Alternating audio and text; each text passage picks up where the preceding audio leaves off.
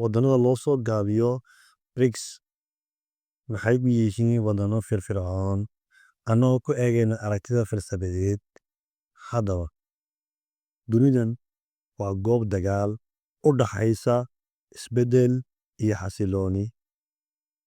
Dalalkan BRICS ay kala yihiin Brazil, Russia, Hindiya, China iyo South Africa iyo waddanada kale ku biiray maxay u noqdeen waddano firfircoon iyo waddano sameeyey horumar cusub. Haddaba, su-aasha mudan in la isweydiiyo waxay tahay maxay uga duwan yihiin dalalka kale, doorka ay ka ciyaaraan saameynta, iyo maxay tahay horumarka taariikhdu waa taariikhda ka soo bilaabatay horumarkooda. Haddaba mudane iyo marwo, maanta waxaan eegi doonaa oo falanqayn doonaa su-aasha anigoo adeegsanayna aragtida ama akhrinta loo yaqaano falsafadda. Haddaba haddaan gudagalno mawduuceena maanta, waxaan isdul taagaynaa BRICS iyo fikraddii oo dhegay ninkii la oran jiray filosoofkii Nietzsche, kaasoo yidhi rabitaanka awoodda. Run ahaantii markaan aragno iminka muuqaalka magaalooyinka Shanghai, Dubai, Moscow, Brazil, Cape Town iyo waddanada kale BRICS Plus loogu magacaabo, run ahaantii wuxuu yidhi ninkan Friedrich Nietzsche wuxuu yidhi noloshu waa tartan awoodeed.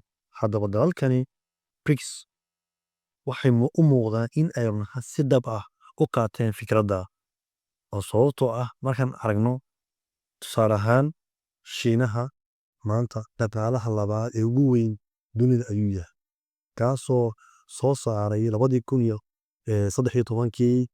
$17 bilyan,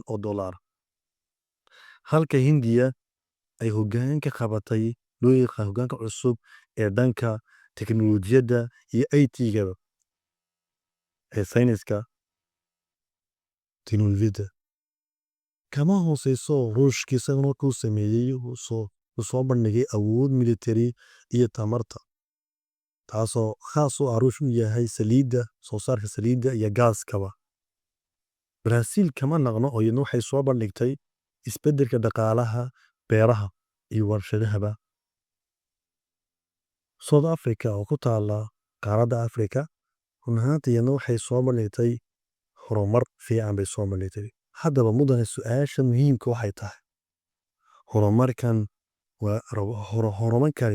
horumarkan ay sameynayaan waddanadan BRICS Plus ma rabitaan ay dadaal sameeyeenba mise waa mid taariikh soo jiitamaysay. Haddaba qodobkiina saddexaad waxa weeye taariikhdii isbeddelka ay sameeyeen. Waxaa soo qaadanaya Hegel muuqaalka uu iska sameeyey iyo kaasoo ku sheegay muuqaalka shirarka BRICS iyo warbaahinta caalamka ay ka qoraan maxay yihiin. Haddaba haddaan isla eegno, Hegel wuxuu yidhi taariikhdu waa isbeddel joogto ah oo ka dhalata run ahaantii loolanka. Haddaba haddaan ka dhaqaaqno aragtida ama akhrinta lutida filosofigan, waddanadan BRICS Plus waxay noqdeen loolan cusub oo run ahaantii ka dhal ah nidaamka dhaqaalaha ee reer galbeedka, waxaa loo yaqaan anti-occidental. Haddaba 2015 waddanadan BRICS Plus waxay sameeyeen waxaa loo yaqaano New Development Banks, kaasoo u dhigma bank work u dhigma waxaa loo yaqaano International Monetary Finance ay sameeyeen. Ku darso mudane 2023 waxay soo saareen waddanadan BRICS Pluska waxay sameeyeen waxaa loo yaqaano inay kor u kiciyaan saameyntooda xagga siyaasadda, gaar ahaan Afrikada iyo Laatiinka, oo waddano badan bay kusoo dareen way ka mid yihiin Ethiopia, waddano badan oo ku yaala Latin America ku yaali. Haddaba maxay muujinaysaa in BRICS Plus waddanada loogu magacaabo ay yihiin keliya ma aha urur dhaqaale, balse waxay yihiin dhaqaale isbeddel muhiim ah.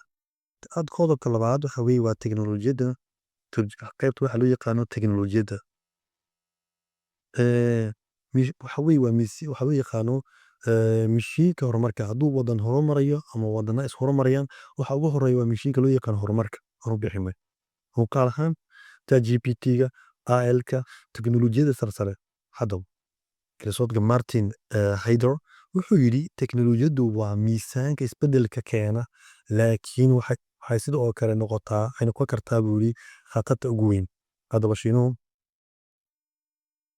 170 aayad baa muslimiin caalamka waddankan 20 soo bandhigay, halka Hindiya ay samaysay 500 bilyan oo internet users ah, halka Ruushka uu sameeyey sidoo kale